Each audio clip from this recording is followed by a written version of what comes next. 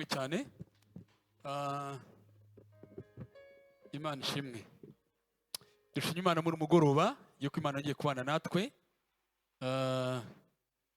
Ngiye kuvuga amagambo y'Imana, tugiye kongera tuganire ku ntego turiho. Nkirangiza kubwiriza uyu munsi ntabwo mbasengera, uyu munsi worship team irahita ikomerezaho.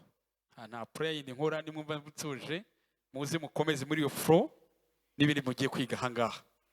Ndashaka kuvuga amagambo abiri cyangwa atatu mbere ko ntangira kwigisha. Ikintu kikwereka yuko utangiye gusobanukirwa no kuryoherwa n'ubuntu bw'Imana nuko buri munsi wumva ari gugitangira kubwumva. Nafasha gatoya. Fact, ubuntu bw'Imana uko bugenda ubusobanukirwa bimeze nkaho ari bwo gitangira kumva ubuntu bw'Imana. Reka mbaze experience. Mwahoze muri ya pastor ahangaha yavugaga ibintu akarenza ibyo navuze, kuko buriya deja ubuntu bw'Imana buri gukora. Tangira kuvuga ngo ariko ko bakora ino bavuze ngo nabera kandi gitabo nkagisoma. Mbese actually ubuntu bw'Imana uko ugenda ubwumva umera nkaho ugitangira kubwumva. Fact, naje mvuye yuko ntanatangira kubabwiriza. Serious, naje nekereza ariko ubundi ino minsi 3 numvaga numvise ntacyo ndavuga. Actually nibwo buntu bw'Imana. Nuko buri munsi uhora wumva ukumva nturagira aho ugomba, mbese numva ntaragira aho ngomba kuvuga uko mbaba kuvuga. Rero experience y'ubuntu bw'Imana nuko buri munsi uko bwumvishe bumera nkaho ari bushyashya. Niyo mpamvu abantu batangiye kugenda mu buntu bw'Imana no kubwumva neza, bahora buri munsi ari concentré bashakisha. Amya neza yuko worship team tumaze nk'ibyumweru 3 twaravuganwe cyangwa burenze, ariko bya neza yuko ngubu bahaye ngo ino mikoro ngo bavuge abantu bambwira ibindi birenze ibyo, kuko ubuntu bw'Imana ni ubuzima. Sinabivuze neza? Kandi ubuntu bw'Imana twavuze ngo nibwo butumwa bwiza. Ikindi kitari ubutumwa bwiza ni ikindi cyiza, ariko kitari ubutumwa bwiza. Rero ubuntu bw'Imana uko ugenda ubwumva ni kugenda umva bibaye bushyashya. Njyambwira abakristo mu minsi y'imperuka nkabwira ngo birababaje iyo uhuye reka mbere kuntu by'umwuka bimera. Umuntu usanzwe yari yarahaga yakomeza kuryaga indi kagira ibibazo, akaba yagira ikibazo cyo mu nda cyangwa bikanagaruka. Iyo ni indi isanzwe. Umwuka ukujya cyane ni kusonza cyane. Murebere muzi ikintu dukoze muri kino cyumweru, ukujya cyane ubuntu bw'Imana ni kubusonzera cyane. Uragira mu rugo utashye maze kwigisha ibintu, ubyuka ninjoro wongere cyangwa mu gitondo cy'ubuti ndeka nongere nsoma ariko ibintu bahoze bavuga biba muri Bibiliya ni bishyashya bije ni ibintu bivuye. Bese iyo nyota ni ikwereka yuko uri muragenda ukura mu buntu bw'Imana. Kandi babwize ukuri ngaho mumbwire byanyu tukavuga ngo the grace is permitted of sin. Now twaririmba izindi ndirimbo tukavuga aya magambo ukongera kurota icyaha, muvugisha ukuri kabisa. Tubaye muri ubu buzima twara tubuvuga, utekereza yuko nta room sin ifite, kandi si kubwo intambara ahubwo n'ubuzima buri kuza muri wowe. Rero the more you eat the more you get hungry. Ni ku rugo Imana umeze. Jambo rya kabiri, ububyutse, the meaning y'ububyutse, revive rero ngo go back to resources. Mbese subira kuri the source. Mwene magambo ububyutse ni abantu baba baragiye bakiga ibintu ariko bakiga ibintu agasanga byarapfa none bakagaruka kuri the source. Mwene magambo ububyutse ni ukuva ku kindi twumvishije tukagaruka ku butumwa bwiza. Umunsi abantu batangiye kugaruka ku butumwa bwiza, mwitegura ububyutse, mwitegura imirimo y'Imana, kuko abantu bagarutse ku butumwa bwiza bakora plug in, bikonekta n'iby'Imana yakoze, imirimo y'Imana igakoreka. Haba deperi yacu, haba methodist, haba iri toro ryose ryizera Kristo, until abantu bavuye ku kindi bakaza ku butumwa bwiza, muzamenye ko ubyutse buje. Ngaho ubyutse buri manu rubyutse manu iremvura muzabiririmba murambirwe until mugarutse ku butumwa bwiza, mukihuza n'Imana yadukoreye muri Kristo Yesu. Amen. Kandi abantu batagira ubutumwa bwiza barakama. bavuga ibintu bigashira, bakavuga ibintu bakavuga bakagera bagakama bakabura ibintu bavuga, ariko uvuga ubuntu bw'Imana ntabwo ajya akama mu izina rya Yesu. Uyu mugoroba turinjira muri grace and worship. Umwe yaje kutwigisha mu mahugurwa atubwira ngo bwira mugenzi we, ariko ntabwo bivuze ngo bivuge mwampitana, ngo mubwire ko ntacyo nzi, ariyo mpamvu nje kugira icyo menya. Mpamvu Imana yaretse uno munsi nuko from now ntacyo tuzi kuri worship, ntacyo tuzi na kimwe. Rero twemerera Imana itwigisha. Amen. Reka ntangire aha ngaha. Reka ntabwo nibure kuri worship, ndahera kuri praise and worship. Kuhimbaza no kuramya Imana. Reka nkweshe ijambo ry'Icyongereza. Praise and worship is not a beat, it's a life. Ubuntu bw'Imana nako guhimbaza no kuramya Imana ntabwo ari injyana, ni ubuzima. Aho injyana itari, duhimbaza Imana birenze, tukaramya Imana birenze. Kwigishijwe nabi, aho baza umuntu akakubwira ngo guhimbaza Imana ni warm up. Hallelujah, yabakoze. Iyi ni warm up, ntabwo uri biguhimbaza. Ni warm up. Actually bamwe mugasimba mugasebuka simbyanze, ariko ubuntu guhimbaza Imana ntabwo bibitse muri a beat. Guhimbaza Imana it's a life. Umuntu akakubaza ngo indirimbo zo guhimbaza Imana ngo nizihuta, ngo izo kuramya Imana nizigenda gake, guhaye cyubahiro ngo byanditse. In fact abantu bapfuye muri beat babura life. Uyu mugoroba tugiye gusohoka muri beat tugere muri life, kugeza igihe na worship team yagaranga ikadusomera Zaburi, tukaba twahimbaje Imana, twararamije tugataha. Sometimes tuzasanga turi muri warm up, tutari muri praise and worship. In fact jana babara nukuri birambabaza.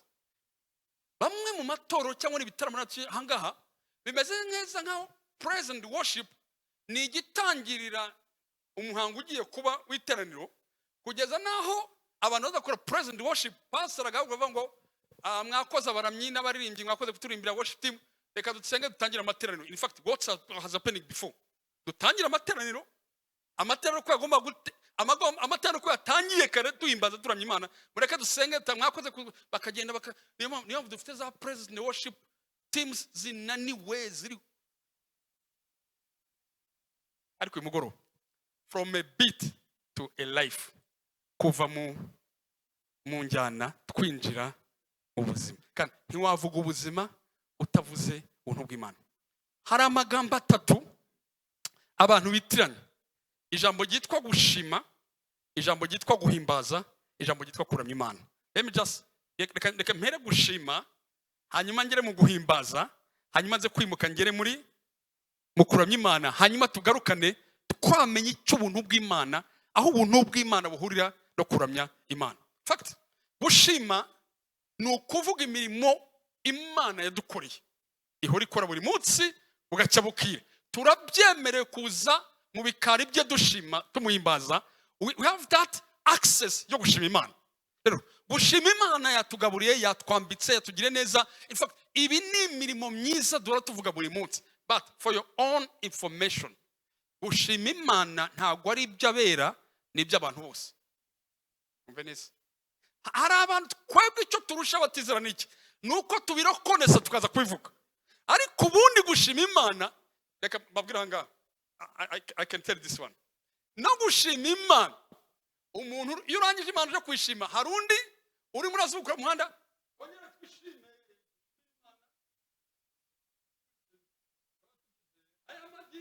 In fact igikoze nuko babikora muri presence y'Imana, ariko banabikora mu kabari, banabikora kandi batangariza ngaha babashimye. Rero ndashaka kuvuga ngo maze muve neza, abakristo benshi bagira ngo gushima n'umwihariko w'abizera, ariko gushima abantu bose Imana yakoze mu rukundo rwayo barayishima. Let me start here. Mpamvu ntangara dutinda cyane mu gushima, tugahusha mu kuhimbaza no mu kwiramya. Umve neza. Suko nkuyo gushima rwose ndabikunda nkunda. In fact no bisigaye meze nka event gushima yo mugize hafi twabigisha iyo bigeze hafi November, between November and December, ibiterane byose byahindutse, topic barimwe, dushima Imana, ukagira ngo it's like December event. In fact, gushima ntabwo ari December event, gushima ni buri munsi, kuko imirimo Imana ikora iratangaje. Gushima ni byiza, ariko mfite abantu bashimba. Muzi amakuru iyo twicaye tuvuga imirimo Imana yakoze, muzi ikitangaje? I can shock you. Muzi itangaje? Muzi ko turimo turavuga ibyo Imana yakoze, twivuzanga twicara muri kino gihande, abarokore tukicara tukavuga ibyo Imana yakoze, abatizera bakicara bakavuga ibyo Imana yakoze. Muzi ko wasanga yarakoze more than ibyo yabakoreye, birenze ibyo yadukoreye. In fact, hari igihe tugira ngo gushima ni ibyacu tugahinduka. In fact, mureba hari bazakubwira ko babaye promotion, bazakubwira Imana yabakirije indwara, bazakubwira yabarinze impanuka. In fact, Imana ni urukundo kuri twese, niyo mpamvu ijya kutugira neza, nta gaprake kariho ibikoraho, twese tugira neza. Ahubwo icyo dukora n'iki, nuko tugaruka mu nzu Imana tukayishima. Ariko uko yaguhaye akazi yagahaye nutizera, uko yakubakiye inzu yubakiye Umusiramu, uko yakurindira umwana ntabwo mu bitaro, niko niyo bikoreye n'undi utaranayimenya urayituka, kubera ko Imana ibitse mu rukundo ikunda buri wese. Mu gushima it's everyone. In fact, babwira ikintu gikomeye, uzi ko buriya ariko urukundo rw'Imana ratangaje. Uzi ko buriya iyo umujura yinjiye iwawe, iyo umujura aje kwiba akinja mu nzu akagwamo, hanyuma mukabyuka mukamuvugiriza induru, mugahuruza karitsiye, mwari muzi amakuru, muzi ko arimo arasimbuka yirukanka, Imana ntirukankana natwe tumwirukankaho. Uzi ko yirukankana n'uvuye kwiba? Mwari muzi yuko Imana buriya iri focus ku muntu, iri focus ku birenze. Niyo mpamvu ibakorera neza bugacya bukira, birabikora. Niyo mpamvu muzumve niyo mu rukundo rw'Imana ngo kuko Imana yakunze abari mu isi cyane, is inclusive. Twebwe twabaye abantu ugira ngo Imana yakije cancer, ikiza cancer abantu bakiza, harabagira mu bindi gakiza, batayizera kuko ari umutunzi imbabazi. Rero it's fine, come on, dushima Imana, ariko twibuke yuko n'ubwo dushima Imana n'abatizera ndabibakorera.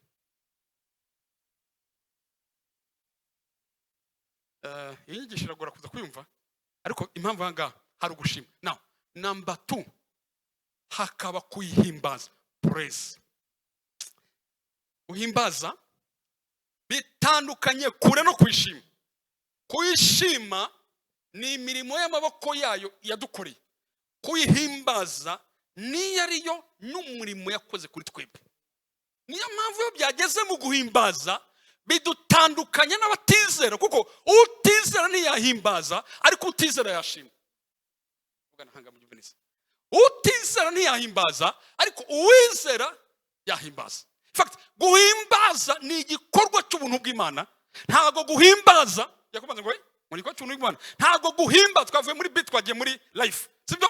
Guhimbaza ntago bikiri iby'imirimo Imana akora bifatika ngaha. Guhimbaza byagiye byagiye kuwa ari we n'umurimo akora muri twebwe. Twagiye murongo nkunda cyane, ingoma za mbere 16 umurongo 23 na 20 kujya ku murongo 25. Ndawusoma mu Kinyarwanda hanyuma nze kugaruka sobanure praise, guhimbaza Imana niki. Ntabwo ari ingoma ivuga cyane, ntabwo ari kwakubise drum. Reka mabwire, ushobora guhimbaza Imana wicaye mu buriri, ushobora guhimbaza Imana ugenda, ushobora guhimbaza Imana uvuga mu magambo. Dawidi ahimbaza Imana nta cyuma yari afite. Ibintu byinshi Dawidi yavugaga mu buryo bw'amagambo busanzwe. Munyivandise kuravuga ngo muririmbire Uwiteka mwabari mu isi yose mwe, mwerekana agakiza ke uko bukeye, mwogeze icyubahiro cyo mu mahanga, imirimo itangaza yakoze muyogeze mu mahanga yose, kuko Uwiteka akomeye akwiriye gusingizwa, hanyuma cyane kandi ateye ubwoba arusha imana zose. That's praise. Mu cyongereza tumeneza muveneza. Ndabizi ko benshi mukurikira icyongereza. Sing to the Lord. Mu yandi magambo, guhimbaza nibijya ku mwami wacu. Guhimbaza ntago ari ibikugaruka uvuga imirimo yakoze. Guhimbaza sing to, ntago biza kuri twebwe. Guhimbaza bijya ku Mana. N'amagambo bajya ku Mana. Haruba ngo sing the Lord all the earth is yours. Muveneza, proclaim his salvation day after day. Hallelujah. Guhimbaza harimo proclamation, harimo proclaim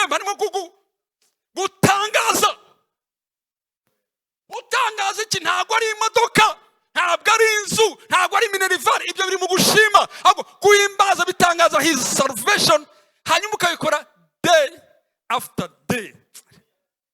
Monday, Tuesday, Wednesday, Thursday, Friday, hallelujah, Saturday, Sunday, mu kwa mbere, mu kwa kabiri, ugiye gukora proclaim. Niyo mpamvu biragoye umuntu utaramenya ibanga y'ibyuma bitaje acika intege, ariko twebwe ntabwo turi muri beat, turi muri proclaim his salvation. Fact, abantu bashobora kuvuga neza ubuntu bw'Imana ni abantu bahimbaza. Umva neza, declare, hari amagambo abiri mu guhimbaza. Dukora proclaim, ushaka ikinyarwanda cyiza, turatangaza. Ngambwira proclaim na declare bitandukaniye, bitandukanye biri he? Proclaim ntambwira abantu bari bazi icyongereza cyane. Proclaim ni ikinyarwanda, proclaim and declare. Proclaim na declare bitandukaniye. Mumbwira ntacyo turi muri nta bintu bikomeye. Rukundo bafite musanze senese ziko wabaye mwarimu, gerageza dushake utufashe proclaim and declare.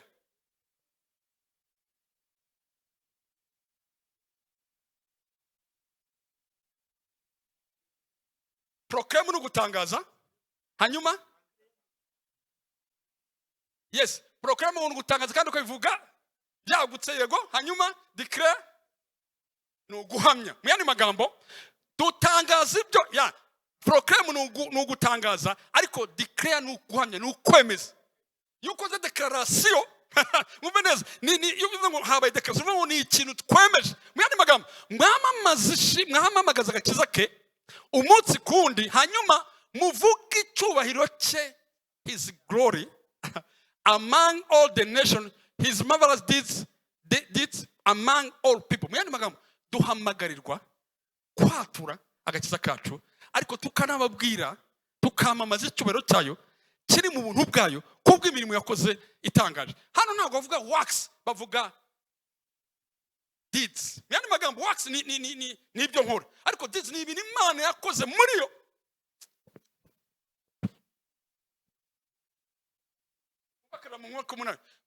For great is the Lord. Ukomeye muri King James ngo the great and greatly, urenza akatandukanye, is the Lord and most worthy of praise.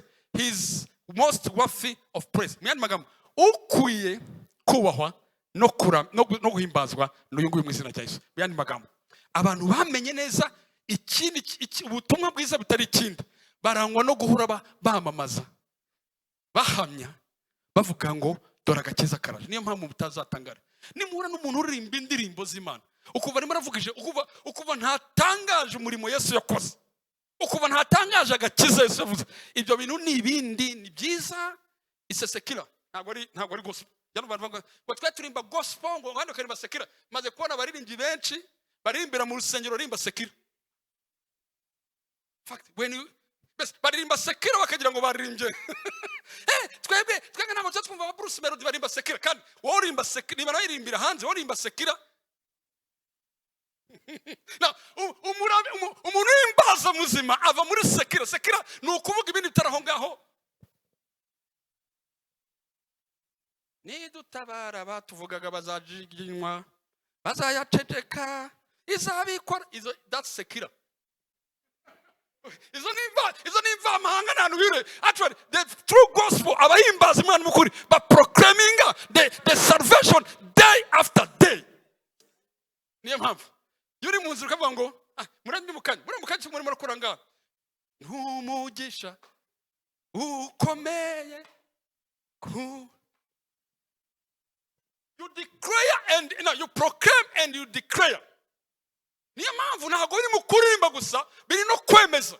Iyo biza kuza kwa proclaim byari kuba gusara amagambo, ariko iyo byabaye declare, iyo byabaye icyo twemeza twa declare, byabaye icyemeza nawe ubuzima bwawe. Niyo mpamvu njya mbabara ukana mu rusengero ngo muhaguruke dufatanye guhimbaza Imana, nawe wicaye.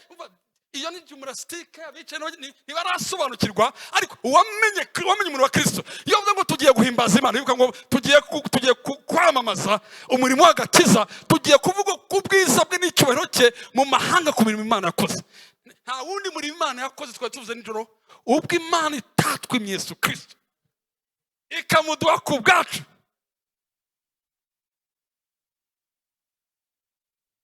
Izaburute kumuduhana ibiri byose. Gushima n'abatizera ibaha amazu meza. Mujye muri mveka. Mujye muri mveka. Muri mujyi wa Kigali. Mwasanga ibipapuro byinshi.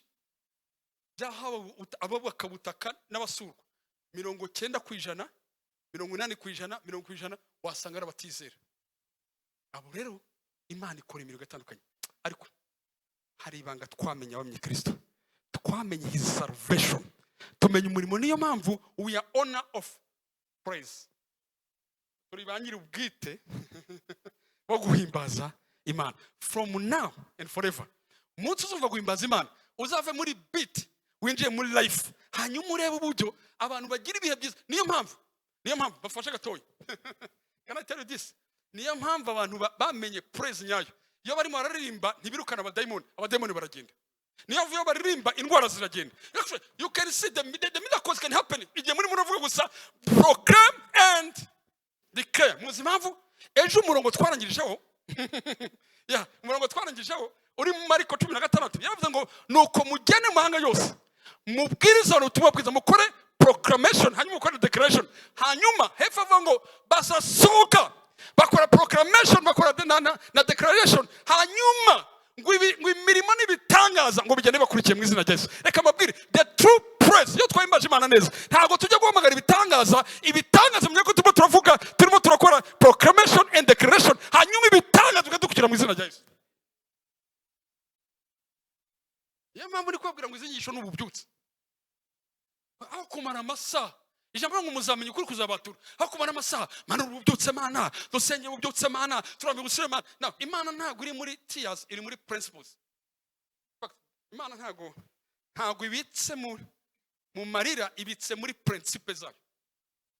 Imana ibitse mu mahame ntago ibitse mu marira. Igihe cyose wamenye ihame ry'Imana igihe cyose wamenye principle y'Imana already Imana ikora ibyo igomba gukora.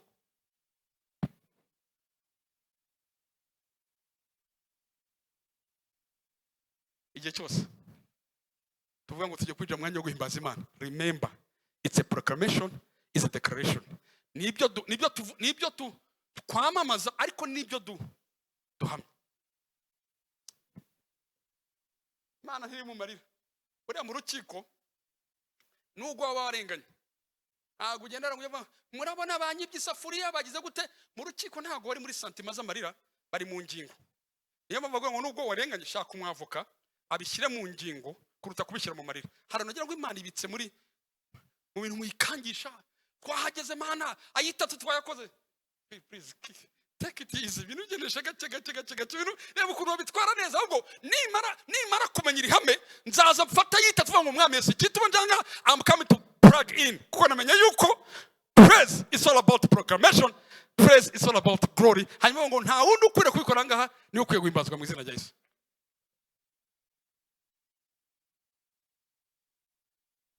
Niyo mpamvu every believer uwizera wese n'uhimbaza. Fact abantu bagiye bamenya abantu bakomeye bagiye bamenya ibyo guhimbaza no kuramya banongera kurikira ibitaramo bikomeye za mega churches zigiye zitandukanye. Niyo muzabona ntabwo ari bya worship team just is reading. Fact ubundi abantu bagomba kuenjoyinga praise ntabwo ari worship team irahanga. Praise yagomba kuenjoyinga mwebwe muri aho ngaho.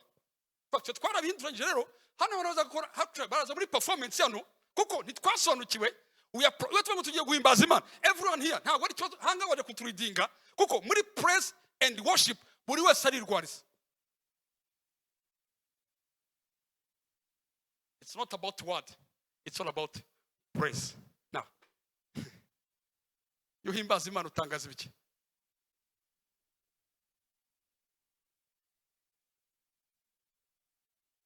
You proclaim what?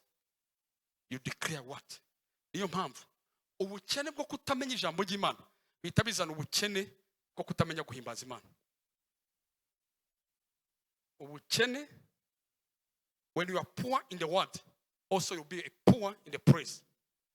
Aho kantu haza ugatanduka kamenya kweli. Yuri umukene yutamenya ibyo wamamaza n'ubundi no guhimbaza kwawe guhinduka ugukenya.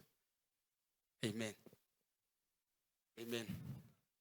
Umunsi cyane wabwiye ngo guhimbaza Imana ni ugutangaza, ni uguhamya agakiza n'icyubahiro cyayo, uvuga imirimo Imana yakoze. In fact, mwumvishe cyane n'icyo tuvuga ngo abavuga abaririmbyi na abavuga butumwa. In fact, jewe hano njya mu biterane yana akico nyimba concert simbwiriza iminota 5 cyangwa 10. Why? Hari abavuga butumwa bakoze proclaim the salvation, hanyuma bakorana na declaration, bavuga ibyo ngibyo. Gihe cyo ngende iki ni ukora otakora, ngwino tugufashe gusengera ngaha. Nyuma y'ijambo nyuma y'indi tumaze kumva mutuza tugiye kumva ibindi bintu bishyashya. Nta bindi bishyashya mugiye kumva, kuko habaye proclamation and declaration. Ahubwo hari ikindi kitari ubutumwa mujya muvuga ngaha. Can I go forward ngere kuri worship? Muri interested kumenya worship? Ariko mbere ko tujyaho, hereza mugenzi wawe kaboko mubwire ngo mufatire rwose, ubwire ngo ariko turamubwira muri rurimi, umubwire ngo ushaka proclamation and declaration. Iyo niyo praise mu kwizera. Hallelujah. Tuvuga iki? Tutavuga amazu about salvation and his glory. Kwamamaza no kwemeza.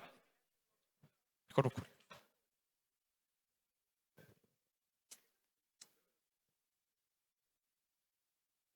umfashe neza.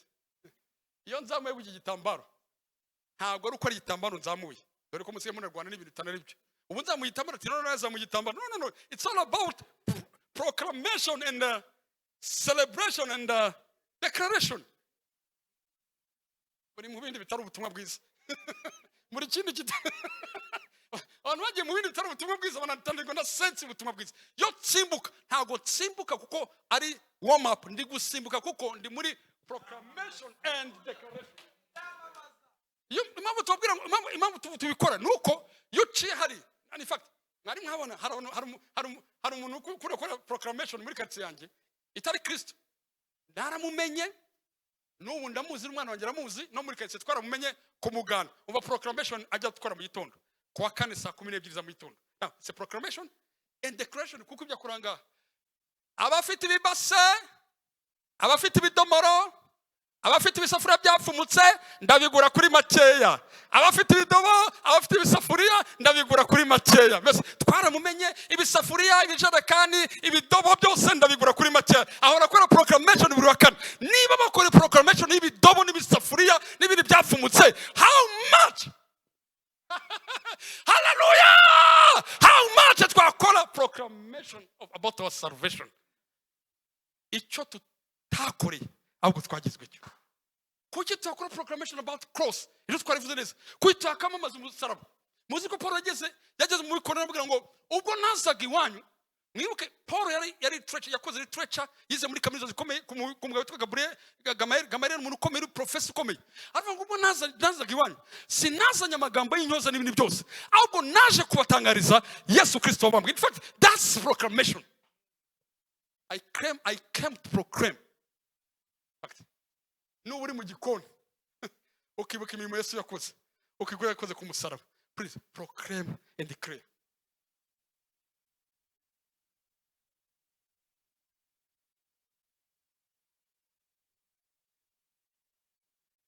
Hari abantu nkunda kugura proclamation. Bita umuntu umugiyera muri bisi yagera hagati akagenda yumva akatuva ngo wagize neza we, akatacereka. That's praise. Atangaje ko wagize neza. Please make things very easy. Dusanga yabango ngo nimuze muzimana muzanye amashimwe ariko muzanye na praise. Mwinjiye mu bikari byo muzanye praise, mu muture muri kora praise, nuza gutanga ituro bari muri praise. That's a proclamation and declaration. Ubu no ubuzima yuni kwica byavuye muri beat. It's all about life. Fact. Niba tugiye guhimbaza Imana, please mujye mumfasha bagiye guhimbaza Imana, understanding yuko abantu bagiye guhimbaza Imana ntibagiye kuvuga ibindi ikindi tari ubutumwa bwiza, bagiye kwamamaza gukomera kwe. Iyo tuvuga urukundo rwe, iyo tuvuga ubuntu bwe. Fact. Uziko uyu munsi twakora proclamation y'urukundo rwe, tukakora overnight mukazataje mu gitondo. Rega nuko ubyutse butari bwanza bw'ubutumwa bwiza mu murebe. Tuba twiga ikintu kimwe gusa, tuvuga urukundo rwiwe. Turare hano tutwibagiwe amazu n'amamodoka babwize kuri. In fact reka mubwire, uziko muri praise, ibindi byose numenya naho byagiye usanga byarangiye. Hari intambara zitarangizwa n'amasengesho menshi, zirangizwa na praise.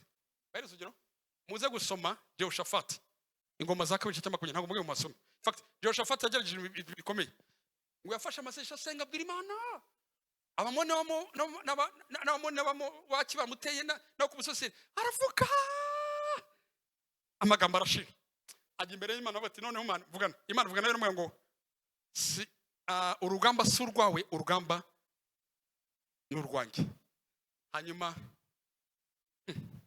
aravuga ngo nsiganye gusa one chance irangiza intambara, nuko nakora gusa proclamation, gwafata abaririmbyi, gwafata abaririmbyi mu mateka y'igisirikare, ngo niwe muntu wa mbere wagiye ku rugamba agafata worship team n'ibyuma akabishyira imbere, abasirikare bakajya inyuma. Kwa Jehoshaphat abasirikare bagiye inyuma, hanyuma ibyuma n'abaririmbyi bajya imbere. Aravuga ngo ntitugiye kuvuga ibindi byose, ntitugiye kuvuga, ntitugiye kwirira, ntitugiye kuvuga ngo tabara tabara tabara. Oya, ntabwo turi muri tabara, turi muri turashaka guplaginga ibintu bihindura ibintu. Ngo aravuga ngo tugiye kuvuga ngo afatirwe ngo nimuvuge yuko Uwiteka agira neza kandi imbabazi ziro iteka ryose. Bakavuga ngo musubire ngo muvuge yuko Uwiteka agira neza kandi imbabazi ziro iteka ryose. Ngo bagitangira kuvuga ayo magambo proclamation, ngo muvuge ko Uwiteka agira neza ngo kandi imbabazi ziro iteka ryose, ngo bagitangira kubikora uwo mwanya, ngo Imana yohereza ingabo ngo zikora igicu, zikora ambush. Biri muri biriya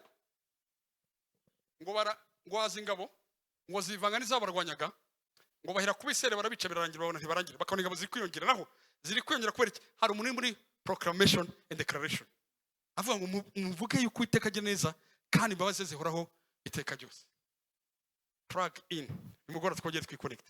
Hanyuma rero nibwo havuga ijambo rivuga ngo bagiye kurasanga ngo ingabo zashize, ngo nibwo yagiye ngo akajya hirika imirambo agasanga ubazanye iminyago.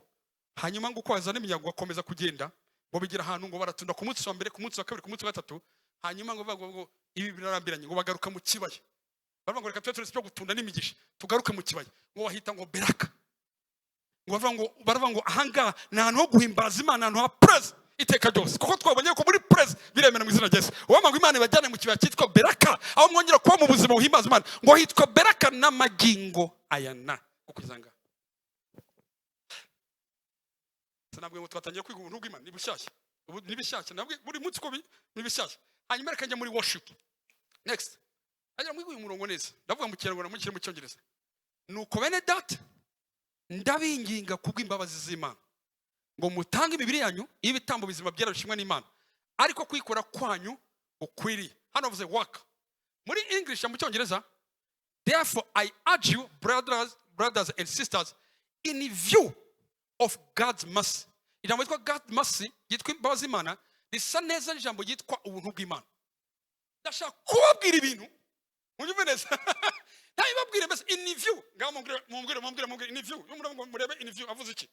Murebere mu maso, ibyo ngiye kubabwira mubirebere mu maso, mubirebere mu ndorerwamo ya God's mercy, murebere mu ndorerwamo y'imbabazi z'Imana. Handi yatangaje ngo umwaka umwami Imana agiremo imbabazi. Yavuze ndetse ngo Kristo yanumye agiye gusaba ngo uyu mwaka umwami agiremo imbabazi, ngo no gutangaza umwaka umwami agiremo imbabazi. Byavuga iki? Byavuga umwaka umwami agiremo imbabazi ni umwaka wa favor y'Imana, ni umwaka wa grace. Hanyuma navuga ngo rero ndashaka kubinginga ibintu bitari mu mategeko, not in laws, ariko ndashaka kubinginga ibi. I urge you, ibintu ngiye kubinginga bibitse muri God's mercy. In fact, ibintu byose Imana idusaba, turi kumwe? Ibintu byose Imana idusaba ntibidusabira amategeko, ibidusabira mu buntu bwayo, ibidusabira mu bazi zayo. Hanyuma ngo to offer your bodies as a living sacrifice. Ntabwo ari umubiri upfuye, nimujyane ngo mujye gushyira umubiri wanyu ngo mujye kubama. It's a living sacrifice, holy and pleasing God. This is your true and proper worship. Now, worship, to have the praise, it's all about Him. Worship, it's all about us in God's mercy. Guhimbaza niwe duhimbaza, niwe tuvuga umurimo yakoze. Kuramya rero yahindutse, yaje mu buntu bw'Imana. hanyuma buratubwira ngo iyo uramye Imana uba utanga ubuzima bwawe imbere y'Imana. It's a living sacrifice. Bene magambo, kuramya, it's all about dedication. Dedication ni ukwiyegurira. Harabwa mu buntu bw'Imana, iyo mwageze mu buntu bw'Imana, your worship hinduka kwiyegurira. Niyo mpamvu nta worship iri kuzamura amaboko cyane. Worship n'ukwiha, n'ukwiyegurira. Hari uwakoze umurimo, that's niyo tumuhimbaza, ariko turagaruka ngo ariko thank you for your warakoze kubyo wakoze, ariko natwe tuje kwiyegurira. Iyo niyo true and proper worship. Buriya worship nyayo sindirimo nyinshi marimbi. Worship nyayo naho abantu batangira kuva batangiye kwiyegurira Imana. Hayibyanjye uko bingana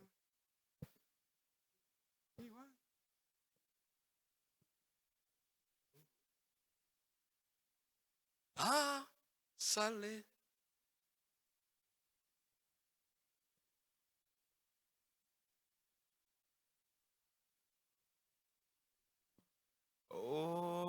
to thee, my precious Savior, I surrender. I surrender. I surrender. I surrender. I surrender.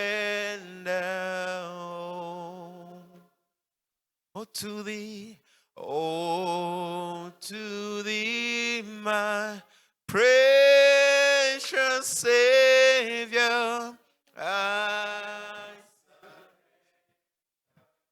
Aka kantu mukandikereza mukumve neza mugatega amatwi.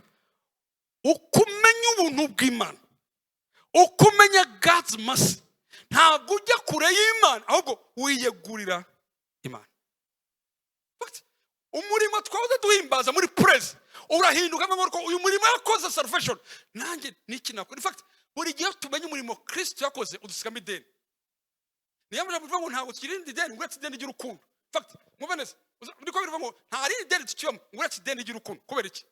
Mwumve neza. In fact reka bisone neza iryo deni ry'urukundo mujyumve neza ni ukubona ibyo Kristo yakoze ukabona urukundo rwe hanyuma ukabona wowe ikikoreza gusa no kumwegurira no kumwiha. Bigeze kubaza Yesu rimwe n'ucya konturimbaza Imana mukanya ndacyaza muri worship hari n'igiciro navuga kuri worship. Hallelujah. Niyo mpamvu akana mukumve umunsi mwubatse urusengero rwanyu harutu muzanye mushyira mu rusengero ariko muzamba bari muzashyira akana mu rusengero mumaze kwivugana n'abandi ariko atari mu gihe cyageze cyangwa hariya kuri screen mujya mujyandikaho. Every believer is a worshiper.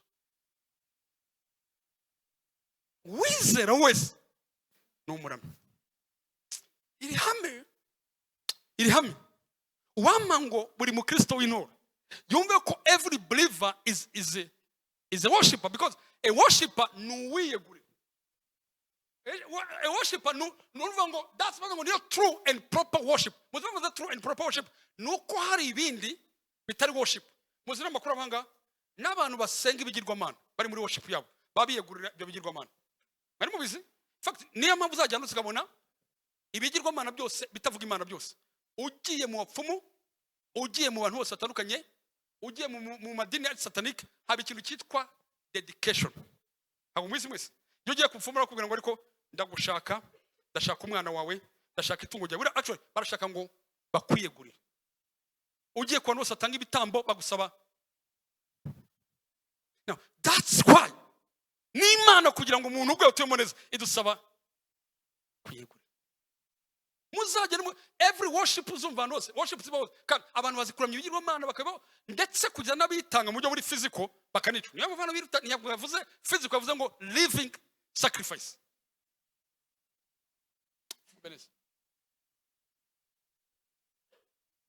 Every believer is a worshiper. Reka mbereke hanyuma rero ntushobora kwiyegurira Imana hatabaye mu buntu bw'Imana. Jya ku murongo uyu murongo tumve tuganiriza. Ndashanga nga twatinde muze kumva. Mwatanye kumva icyo bita kwiyegurira. True worship ni ukwiyegurira. indirimbo zose muri muramya Imana nizo kwiha, nizo kwiyegura, bitewe n'iki? N'umurimo Kristo yakoze muri twebwe. Niyo mpamvu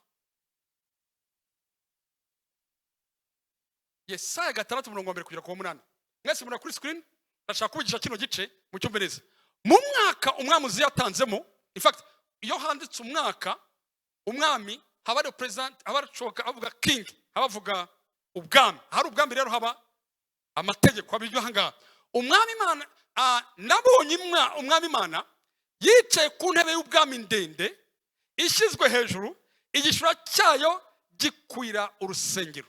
Hanyuma abasarafi bari bahagaze hejuru yayo, umusarafi wese afite amababa atandatu, abiri yatwikiriza mu maso he, ayandi abiri yatwikirizaga ibirenge bye, ayandi abiri yaragurikije. Mu yandi magambo, kubera presence yararimo, yagomba kuba covered. Muri buka ko Imana iza kubwira Mose ngo mbonge wapfa. In fact, even no marayika muri presence y'Imana bari biyoronke batagaragara kugira ngo ubone uko yiramye. Hanyuma haravuga ngo umwe avuga ijwi rirenga ambwira mugenzi we asingiza ati, Uwiteka Nyiringabo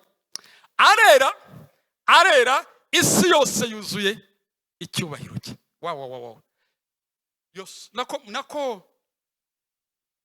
uyu mugabo witwa Isaya abona true worship, abona biyeguriye bayibwira ngo urera, isi yose yuzuye icyubahiro cyawe. Noneho abonye ubwo bwiza bw'Imana, abonye iyo presence y'Imana, abonye iyo worship irimo, abibonye agiye kwikoraho, agiye kwireba. Hanyuma mu ifatiro zirebe by'umuryango zinyeganyizwa n'ijwi wavuze ijwi rirenga, inzu yose yuzura umwotsi. Ku murongo wa 5 hanyuma agiye kwireba, yibona muri presence y'Imana, yibona muri icyo cyubahiro cy'Imana. Icyo isabona ise yibona guilt, ikimwaro, umwanda, udakwiriye, uciwe iteko. Igihe bari kuvuga ngo rera, ahita avuga ngo maze navuga ni ishyano napfuye we, ndajya he?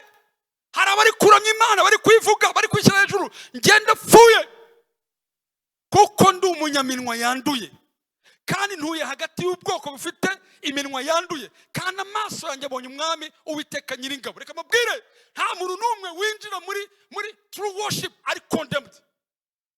Urabona ikintu abaye ayisatinya, aravuga ngo bonye icyubahiro cy'Imana, bonye baramya Imana, bonye yashimana, ariko birangiye.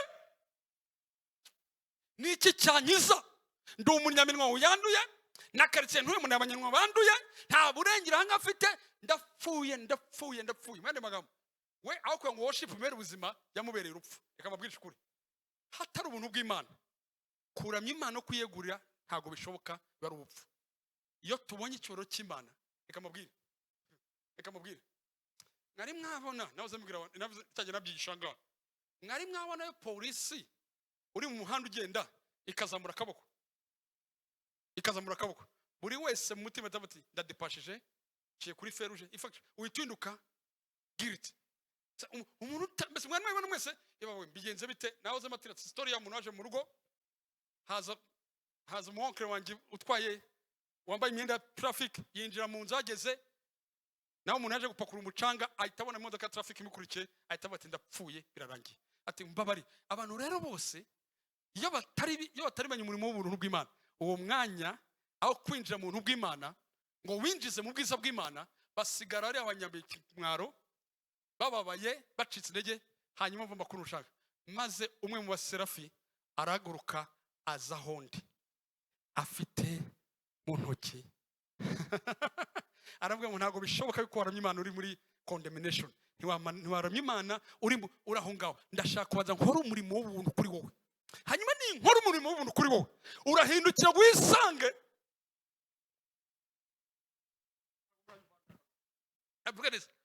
Maze umwe mu baserafi araguruka aza hondi afite ikara mu ntoki ryaka, yakuje urugano ku gicaniro, ari inkoza ku munwa, arambwira ati mwumvereze ubuntu bw'Imana, dore haleluya, iri rigukoze ku munwa, gukiranirwa kwawe gukuweho, ibyaha byawe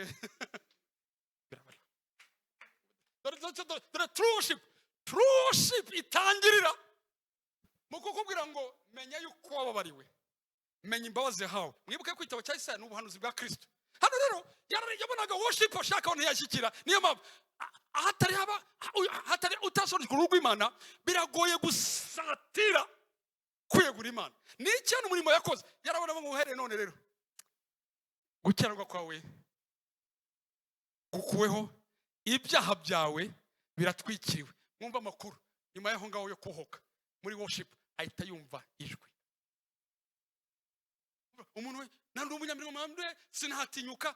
Hanyuma muri forgiveness mu kubabarirwa. Dore ngo umurimo muri worship mu kwiyegura Kristo mu kumwi habanza kuza ijwi rikubwira ngo ibyaha byawe byarababariwe, gutsindwa n'urubanza byakuweho.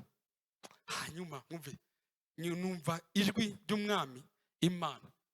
Uramukereza yumva Deliyo umwami Lord ati ndatuma ninde watugendera, maze ndavuga nti ninjye abari nge utuma. Uko ukeneza bucyazavuga ngo here I am. Dahari ntabwo nza hunuma ariko I'm feeling muri your presence.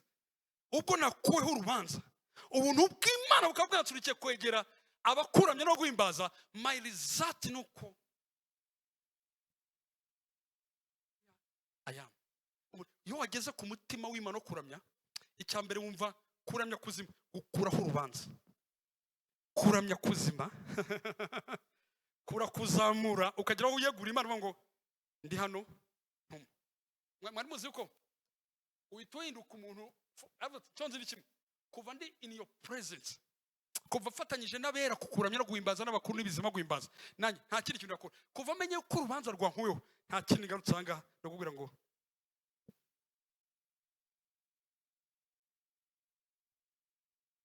niyo mpamvu jya mu Heburayo, Abaheburayo jya hijya Abaheburayo 4:16 nguyu murimo nguyu hanga haravuga ngo let us then approach, mwegere intebe y'ubuntu, the God's throne of grace. Mwegere intebe y'Imana y'ubuntu, that's worship. Mumeneza with confidence. Confidence assurance. Mwene magambo yo amenye ubuntu bw'Imana, wegere intebe y'Imana na confidence. Hallelujah. Kuko icyari urubanza mu buntu bw'Imana butwegereza intebe y'Imana. Hano uzahura n'abamenye umurimo Kristo yakoze. In fact, worship ntabwo hinduka igikorwa, worship hinduka ubuzima. In fact, yari muri bisi abari mu buzima bwo kwegera intebe y'Imana. Hanyuma as they may receive mercy and find the grace to help us in our time of need. In fact, hari ubuntu muvene neza tutandukanye ngaho. Murabizi iyo twegera intebe y'ubuntu twongera kwakira ubundi buntu, twongera kwakira izindi mbabazi. Biri continuous. Ntabwo ubuntu gusa tubwakira bakubwira ngo ni ubuntu bugeretse ku bundi.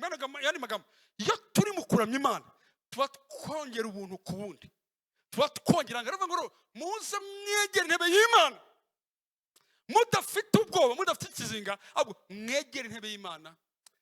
Yantekereza uyu munsi wakweza intebe y'imwe mu buyobozi ukomeye, ahubwo ati cara ahangaha bamugurutse rero wambwira ngakoropaha, wambwira nkajyamaha. Icyo mfa nuko nageze aheza. Mwimagine wageze imbere y'intebe y'Imana mu kuramya Imana, wumva ukuntu wabwira Imana ngo Mana kora ikiranga. In fact, cyatse kubyoroshya neza, worship is from Sinai to Zion. Kuramya no kuva muri Sinai winjira muri Zion. No ku experiencinga ubumana, no ku experiencinga ira filme yaramaze kubona. In fact, no ku experiencinga umurimo Imana ikora nuko imeze bikagutera kwiyegurira.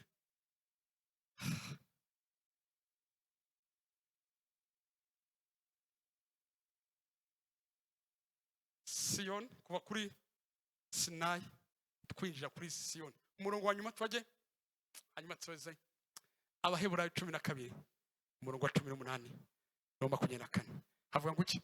Ntimwegereye wa musozi ubasha gukorwaho waka umuriro, cyangwa umwegere igicu n'umwijima w'icuraburindi n'umuyaga w'ishuhere. In fact, bigeze gushaka kujya kuramya, babwira Imana ngo turashaka kureba mu maso abana b'Isirayeli. Birabwira ngo murafata kondisiyo 3, muramara iminsi 3 mwiyeza mu yo kwiyeza ibyaha. Number 2, muranikuba, ntabwo byari byoroshye, muraniyoza, byitwa kwiyoza, mwikube, mukuraho amaga, mwigineza, mujye muri saro, mwitunganye. Icya gatatu, abagore bataza kubavangira cyangwa abakobwa bakaza bari mu mihango, abakobwa bose barasigaye. Ndashima Imana yuko at Sinai, kuri Sinai abagore n'abakobwa barasigaye. Ndashima Imana ko kuri Zion reka nongera nta nubwo n'abakobwa gusa, umuntu wese agafite ikintu cyose kinenge ntabwo yashobora kuzamuka ngo agere kuri Sinai. Bakuramo abagore, bakuramo afite ubumuga, bakuramo umuntu wese ufite inenge, bakuramo umuntu wese ufite akantu gashobora gutuma Imana itaza. Mu gitondo barazinduka, tuje imbere yawe, tuje kukwiyereka. Baravuga ngo bataratangira kuzamuka umusozi, ngo umusozi ucumbaho umwotsi, bivuga ngo niyo mwagira ngute ntimwakwemerwa ngo muze kundamya. Niyo mpamvu Yesaya mbere ko aramya Imana yabanje kumukuraho urubanza. Aravuga ngo kujeka rya kumunwa riva hangaha, nijwi ry'impanda n'ijyamagambo, ababyumvise bakingingira kutongerwaho irindi jambo. Imana yaravuze gusa ivuze. Barabati mutubabare tugene ni icenda kitatumara, bese yavuze ijambo rimwe ku musozi gucuma umwotsi. Barabati umva Mose, gendana n'Imana yawe, ntabwo tuzafata urebye mu maso, ntabwo tuzafite gure, kuko batashoboye kwihangana ibyategetswe ngo naho y'abinyamaswa ikoze kuri uwo musozi bayicisha amabuye. Ibi byose byari biteye ubwoba. Nicyo cyatumye Mose avuga ati mfite ubwoba cyane ndahinda umushyitsi. Mwani magambo ubuntu bw'Imana butari bwaza kuri Sinai, resultari mfite ubwoba ndahinda umushyitsi. No confidence, no assurance, nta cyizere, nta kintu na kimwe. Ariko mwumve neza, haleluya, from Sinai to Zion haravuga ngo noneho ya ntebe y'umuntu twegera tudatinya muri grace, mu buntu bw'Imana, ahubwo mwegereye umusozi Siyoni, n'ururembo rw'Imana ihoraho. Haleluya. Ariko Yerusalemu yo mu ijuru, kandi mwegereye iteraniro ry'abamarayika batabarika. Mwene magambo, muri worship tuba turi kumwe na supporters y'abamarayika batabarika, ngo urera. Ibi nta kintu cyabiteye, ni amaraso n'ubuntu bwa Kristo bwadukuyeho byose kugira ngo uyu munsi none twegere iteraniro ry'abamarayika batabarika. Babandi, haleluya, babandi Yesaya yabonye arabatira umunyaminwa wanduye, uyu munsi none muri Kristo Yesu turabareba tukegera, kuko ntabwo tukiri kuri Sinai, turi kuri Siyoni. Umva neza, n'itoro ry'abana b'imfura bamwe batubanjirije banditswe mu ijuru, mwegere n'Imana umucamanza bose n'imyuka y'abakiranutsi batunganyije rwose. Mu murongo wa 24, mwegereye, you come approach, mwegere na Yesu umuhuza, mwegere umuhuza w'isezerano rishya, mwegere n'amaraso aminjagirwa avuga ibyiza kuruta ayaberi. Mwari magambo, in true worship twegera ibidasanzwe, twegera Imana aho bashaka batageze, aho batasanze. Haravuga ngo nukorera mwegere intebe y'umuntu bw'Imana mudatinya, mudafite urubanza, mwegere aho yo twageze. Rero nta kintu ukora, uriyegurira. I am, send me. Iyo bageze ahantu, niyo mpamvu dufite abakobwa n'abasore, abagabo n'abagore batariyegura Imana, nuko hari urwego batari bakanagiraho rwo kumenya umuntu bw'Imana ngo sonekirwe. Ibi ntabwo ari film, this is not a movie. Iyi ntabwo ari katuni iri kubabwira, ubu ni ubuzima. Uramya Imana arabyimenya, akavuga ngo aho Yesaya atinye kugera, aho Mose atinye kugera, ndashima Imana yuko muri Kristo Yesu ku musozi wa Siyoni twarahengereye, twarakanagiye, tugendana ubuzima mu izina rya Yesu. Fact, worship nitwibutsa, nidusubiza, nidupuraginga in, haleluya, ibyo twegereye n'ibyo twasanze n'ibyo twabonye mu izina rya Yesu. Every believer is a worshiper.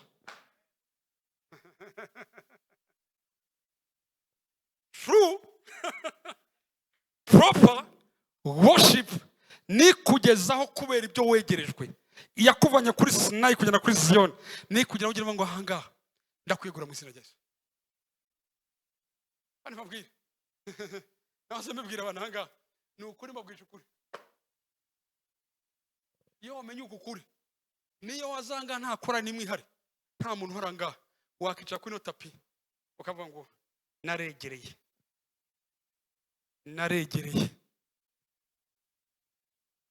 the grace yakuyeho urusika kugira ngo negere. Haleluya. Mwumve neza ku bwa Yesaya yaregereye oya yarabonye agira ubwoba abona mu munwa umunyamirwa nduye. Mose umutware w'amategeko wazanye amategeko yabaze ndahinda umushyitsi ufite ubwoba sinatinyuka. Muri Kristo ntegera ntafite ubwoba, ntegera intebe y'ubuntu bw'Imana with the confidence.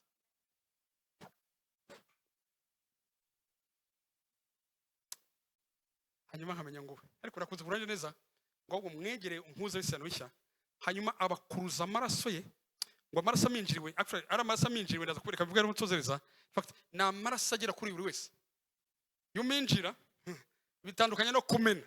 Turi kumwe neza na amaraso yaminjiriwe agera no ku mutwe wa Samuel igikondo araminjirwa agira mbese na amaraso yaminjiriwe atakiri particular ku any person abo yaramenetse araminjirwa. Niyo mpamvu uri ikimenyetso cy'amaraso ya Kristo. Uve muri beat mwinjire muri life. Niyo mpamvu. Haleluya. Haleluya. Ibi rero nta proof yo muri science zabikwemeza. Nta shuri na muzigisha rya kaminuza ngo rikwemerere rikwemeze ikintu Mose yananiwe, ikintu Yesaya yananiwe, ikwemeze ngo Korode wo ku gisozi hano hepfo kwa Gakire yashoboye ibyo Mose byamunaniye ashobora ibyo Yesaya yatinye ariko byinjira with the confidence. Mwegere intebe y'ubuntu bw'Imana mudatinya with the confidence ko mugumye guhabwa ubuntu ugeretse ku ndimi zirageze. Ngubu ubuzima ngo y'imibereho praise no kuvuga no kuyihimbariza tukadekara tukavuga uwo ibyo yakoze n'uwariwe. Worship no kwegera in fact hari urwego muzageraho rwo guhimbaza Imana wumve uri murarirana marira nijoro. In fact wumve uri kuvuga amagambo ijuru uri kuvuga kuko wegereye your approach wegereye umukurigeze wumve uri kurimba indirimbo ijuru ririmba. In fact let me help you rekababwira nga rekavuga ibintu. In fact thank you turashima Imana kuko mu byo abizera bahawe habaye no kuvuga indimi. Muzima bahaye kuvuga indimi ntabwo kuvuga indimi ari manifestation of ngo we ariko ikintu batwigisha muri atajya kuvuga mu ndimi kwese yaceka twanya mu buhanuzi bwuje. No ntabwo indimi ari z'ubuhanuzi. Indimi ni ururimi rw'umwuka. Iyo wegere rimwe na rimwe amagambo yawe abura explanation hanyuma Imana ikakontroversinga mu ndimi z'umwuka wayo kugira ngo wakire umunezero. Niyo mpamvu niyo utazi ibyo uvuga ariko ubu uri muregera kuko twagereye ntabwo tukiri kuri Sion ntabwo turi kuri Sinai twageze kuri Zion. Uyu mugore ubwira mugiye mushaka umuntu umbwira ngo uyu munsi utaye kuri Sinai nuwo nako kuri Sion. Sion ni wawe n'umusozi wawe. Muri Sion means nukwegera approach nukwegera mu izina rya Yesu. Utaye mu rugo ubwira abana bawe ubwira umugore wawe nta cyuma gihari nta sentiyari umubwira ngo ariko dushaka gukora approach tukegera ariko niyo mpamvu muri nyamwe yarimye ngo nigera mu ijuru hajya igitero cy'ijana 150 muzi igitero cyanyuma ku kivuga muzi ku kivuga igitero cyanyuma kivuga ngo iki ningera cyanja ko mutakirimo neza mundirimbire numva his glory.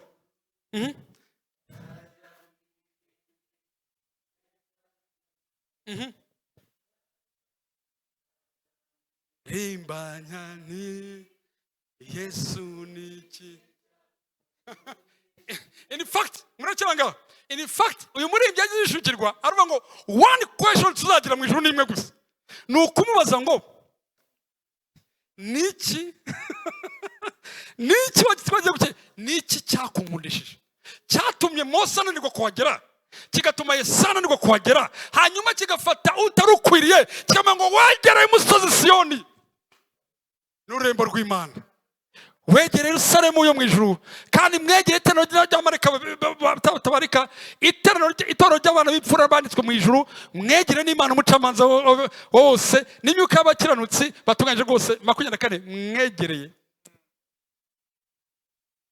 na Yesu umuhuza w'isezerano rishya mwegere n'amaraso aminjirwa avuga ibyiza kuruta ayabiri amaraso yabere condemnation yari gucirwa kwiteka amaraso ya Kristo it's all about righteousness gasoze ko kuri akangaka mwari muzi yuko ko twegereye mu isezerano rishya ahantu ubona abantu baririmba gusa Yesu amaze kuvuga ngo uyu ni umubiri wanjye utazwe ku bwanyu aya ni amaraso y'isezerano amenwe ku bw'abenshi ngo gucungurwe ibyaha ngo bamaze kubikora ngo bararirimba uzima batuze kurimba umuhuza w'isezerano wabonetse ndabizi ko muzegera Holy Communion ku cyumweru niko mbi ariko buriya mujya mwibuka ngo umuhuza w'isezerano abonetse twatangiranye indirimbo cye indirimbo y'ubutsinzi indirimbo guhimbaza twarigire worship is all about approach and dedicate ubuntu bw'Imana wamfasha mwanditsi mwiza ubuntu bw'Imana it's approach and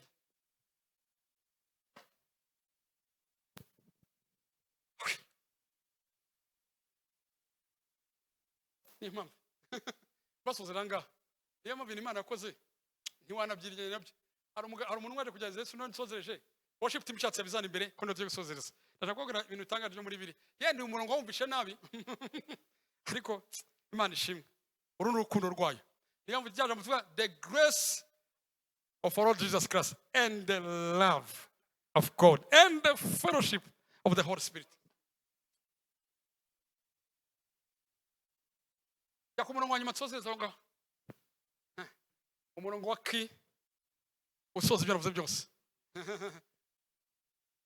umugore amubwira in the John 4:19-24 Yohana 4:19-24 umugore amubwira ngo sir the woman say I can see that you are a prophet our ancestors worshipped on this mountain but you Jews claim that the place where we must worship is in Jerusalem. Yes, aramubwira ku murongo wa 23 women Jesus replied believe me a time is coming when you will worship the Father neither on this mountain or in the Jerusalem. Nimuzonye mukiravuga ngo nugusenga ariko ngo nimuzongera kuramiriza kuri imisozi ahubwo the next komeza murongo wa 24 naga yeah a time is coming murongo wa 23 has now come when the true worshippers will worship the Father Imana ishimwe cyane in the spirit muri ya fellowship y'Umwuka Wera and the truth igihe kiraje ubwo abaramyi nyabo baramiriza Imana muri ya fellowship y'Umwuka w'Imana muri cya cyumba ariko akamiriza mu kuri ariko kutubwira ibyo twegerejwe ntago bazaramiriza muri Sinai bazaramiriza muri Sion ntago bazaramiriza mu kinyoma cy'amategeko bazaramiriza mu kuri k'ubuntu bw'Imana mu butumwa bwiza niko kuri kuvuga ngaha Yesu ngo muzamenye ukuri kandi uko kuri kuzabatura uko kuri kwarinde kwari Kristo igihe kiraje igihe kiraje muri NTORA ubwo tutongera kujya muri a bit ahubwo tuzajya mu buzima bwo kumenya ngo hari icyumba gituye umwuka w'Imana hamwe dukora and the fellowship with the Holy Spirit ariko nyuma tugagara mu kuri kw'ikijambo ryatugize ryatuvanye Sinai ritugeza Sion ariko mwaje kurota bino bintu ibintu mwaje kubiruta mwaremu ko ari Friday mwaje Friday mwaje kurota bino narose ikimodoka narose inka zingojombagura izo nka ziza kujombagura zigora iki we are perched on Zion mountain abantu begere nibarara ngo ikimodoka cy'ingonga ngo naramagura acomoka ibyo bintu bya Sinai byo mu bwoba twangiye muri Siyoni tujya kujya ngo namenye ko negereye iri joro ngiye kujyama negereye ndi mu kazi ndegereye ngiye mu rugendo ndegereye kuko hari amaraso aminjirwa avuga ibyiza kuruta mureke uyu mugoroba twije ku musozi Siyoni mu izina rya Yesu sinzi uko wagiye kuturamisha, sinzi uko wagiye kubikora, ariko wama ngo murenze amajwi n'ibindi byose, hanyuma we shift from Zion to Zion. Ngiye kwimuka muri quartier, abarozi baranyegere, kandi waregera iteraniro ry'abamarayika batabarika.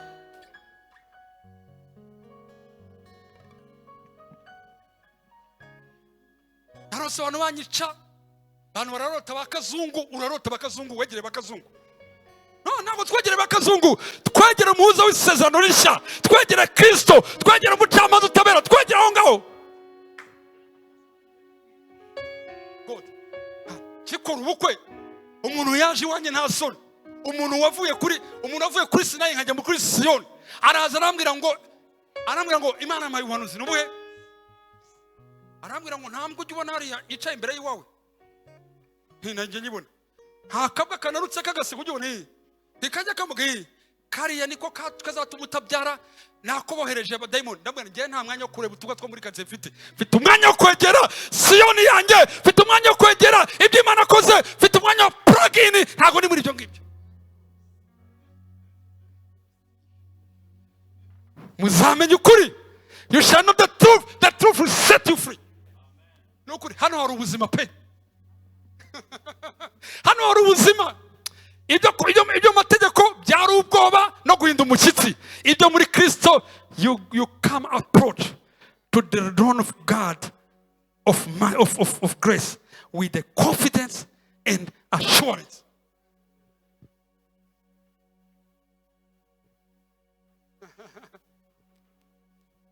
Umwigisha amategeko niyo nsozeje kwa mwibutsa ngo turamyibona muri dimension. Sio ni muri amategeko turamyibona muri dimension itari muri beat, iri muri life. Umwigisha amategeko yegere Yesu arambwira ati ndagushaka amategeko 10 Mose yaduhaye kongera 600 hitamo rimwe hanyuma ryo nubahiriza gusa. Aramureba arambwira ngo cyari kuri Sinayi, ukundisha Uwiteka umutima wose n'ubwenge bwawe bwose n'imbaraga zawe zose n'ibikurimo byose n'ibyose. Aramubwira ukunde mugenzi wawe nkuko wikunda. Aramureba asanga ibyo ntiyabishobora. Yesu aramubwira ngo wowe ntiwabishobora gukunda uko yemera mbigukunda. Wowe ntiwashobora kunkundisha umutima wawe wose n'ubwenge bwawe wose n'imbaraga zawe zose n'ibindi byose, ahubwo fasha njyewe ngurwo rukundo utagira, hanyuma wowe unkunde ko nabanje kugukunda. Dore ngo iby'Imana yakoze mu izina rye, nzakukundisha umutima wanjye wose n'ubwenge bwawe wose. You never reach there until sanima ngo none ngiye ko ntabishobora. Kristo we nkundisha umutima wawe wose n'ubwenge bwawe bwose n'imbaraga zawe zose, nkundisha ibikurimo nibyo byonyine byangeza Siyoni.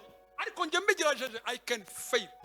Idukunda Imana kuko amagambo turanye Imana menshi ntawe ari gwira ibyo tuyikunda, natubwira cyane uburyo yidukunda, hanyuma tukisanga mu rukundo rwayo tukayikunda ko rebanje kujya gute. Imugoroba munyemere wakicara wajama watera intebe he, muranyemerera twinjiye muri approach, mwanyemere tukegera, mwanyemere twegere, hanyuma ingaruka zo kwegera nuko wiyegurira,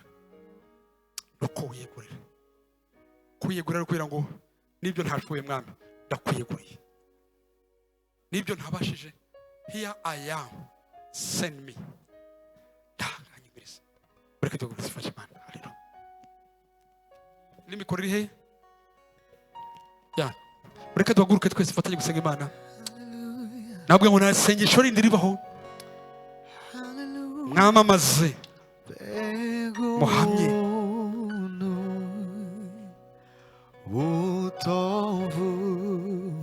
turashaka ibirenze indirimbo, turashaka ubuzima bwo kukuramya. Haleluya. Nacho nari kuzokora gonemerwe n'Imana begunu utafuga zanguye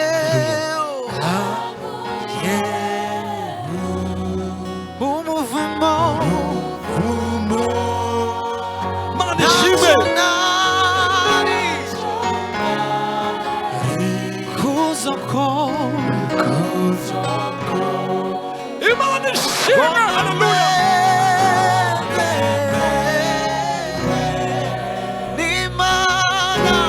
Ntugire umuntu ureba, ntugire ubitaho. Uyu mwanya wawe, uyu mwanya wawe, uyu mwanya wawe. Haleluya. Uyu mwanya wo kuramya Imana, yo kwegera umusozi Siyoni, kwegera intebe y'Imana.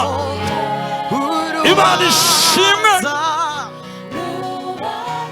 From Sinai to Zion, from Sinai to Zion. Kuva kuri Sinai tujya kuri Siyoni.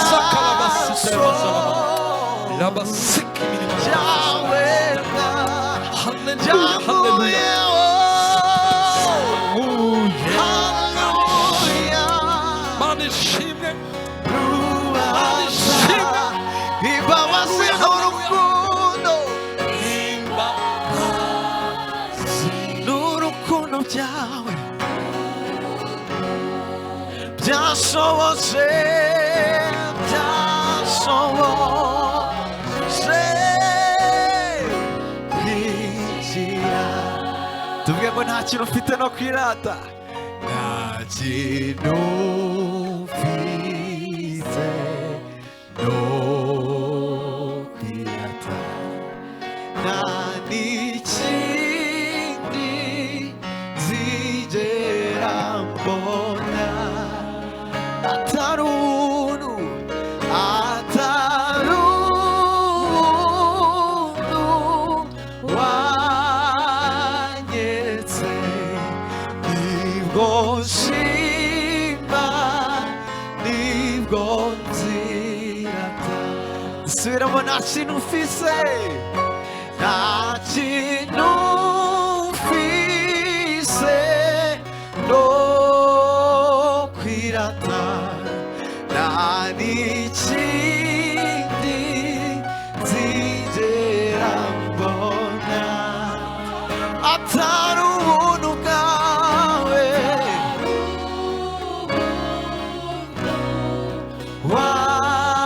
wanyeretse, nibwo nshima, nibwo nzirata. Mbega ubuntu,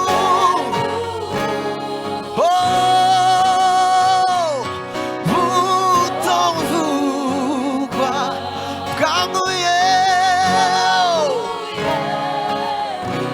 ubuvumo, ntacyo nari, ntacyo nari ngo nemerwe, ngo nemerwe,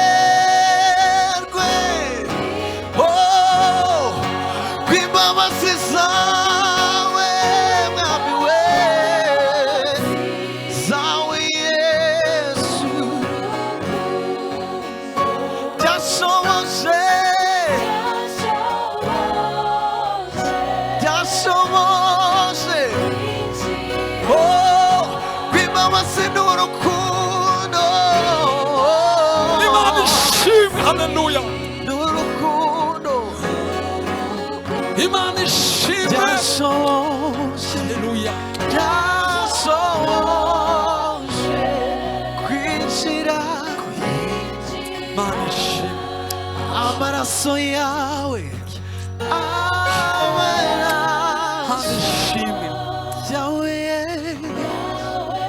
aho Mose atari kwinjira, yankuyeho aho Dawidi atari kwinjira, hari hateye ubwoba n'isoni. Turagushimye ko muri Kristo twahageze.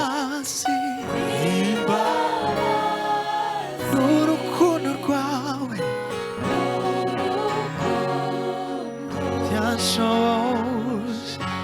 byanshoboje kwinjira. Holy, holy are you, Lord God Almighty.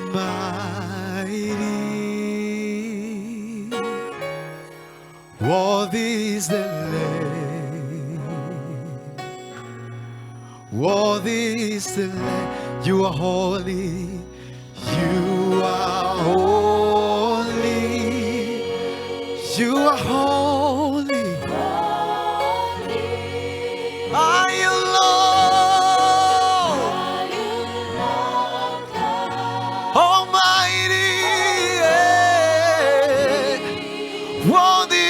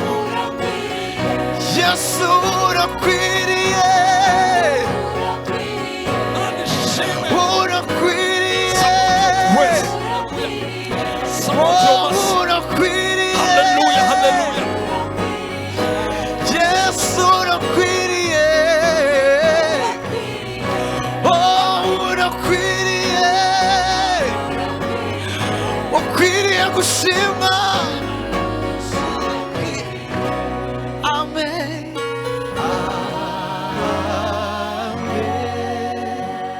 Hallelujah. Nabonye umukunzi mwiza yarankunze, turirimbane yamfatishije umugozi ariko rukundo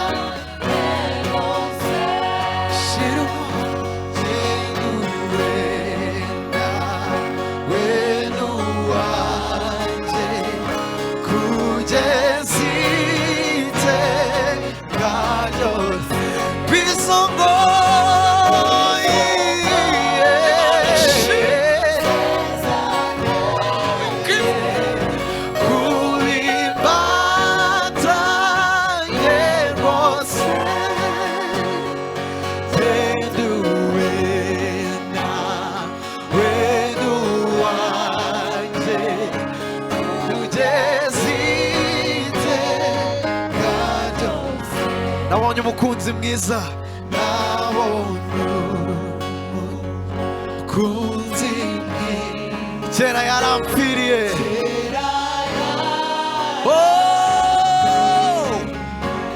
yaranguza mu bugingo,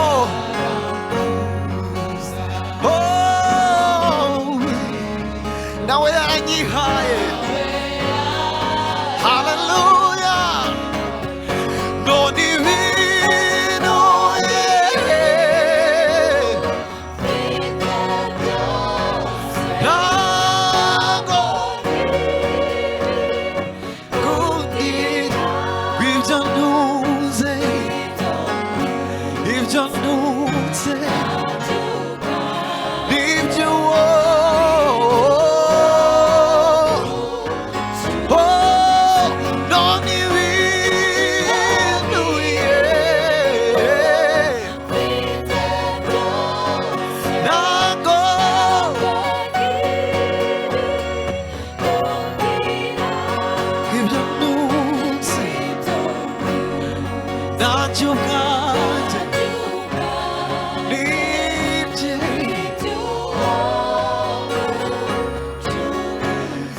nabonye umukunzi mwiza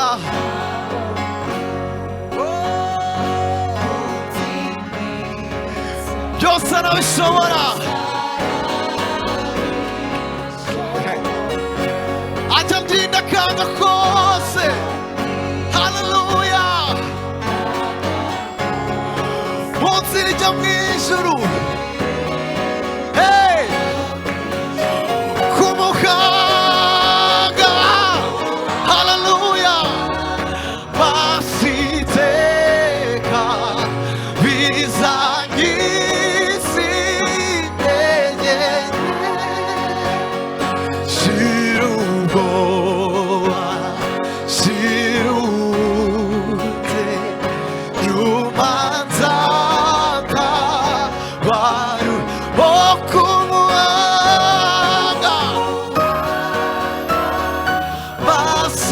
basiteka bizanyisi enye shirubo shirute nyuma nzatawaruka nabonye umukunzi mwiza haleluya niwe nyiri imbabazi yesu niwe mujyanama wanjye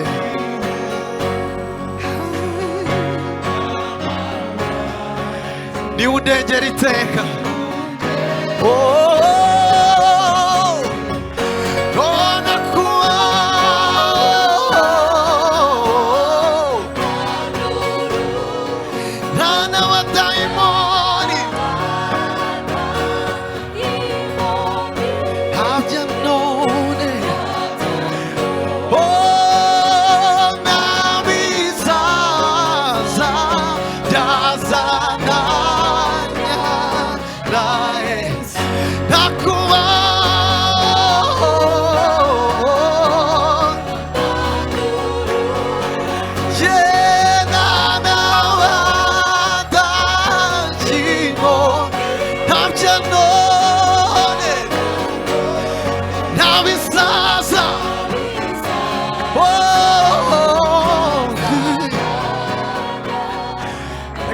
igitero nabonye umukunzi mwiza nabonye umukunzi niwe nyiri imbabazi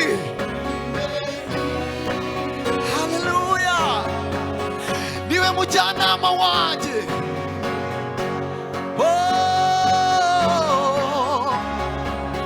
niwe undengera iteka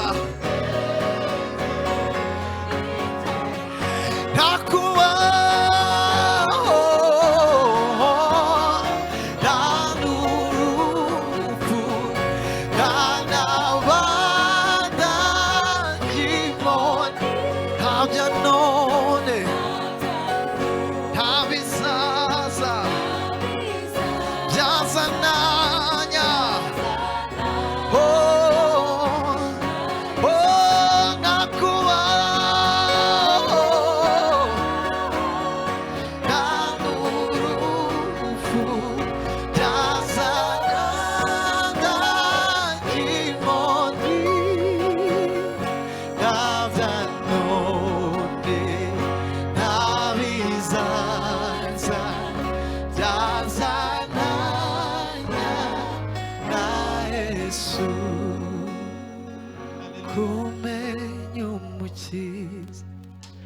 Bimene y'umukiza